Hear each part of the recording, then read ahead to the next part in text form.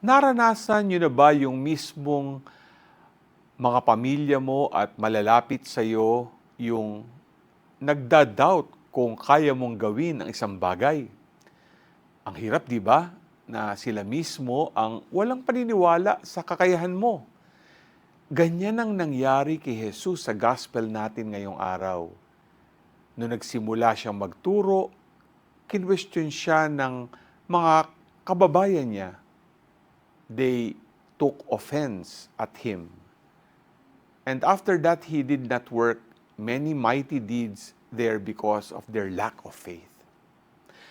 Sa buhay natin, maraming tao ang kine-question ng kakayahan natin. Pero sa ating pagsisikap, tulong ng iba at pananampalataya natin kay Lord, sigurado ako na we will be successful in our own works, in our own efforts, in the many things that we will be doing in our mission.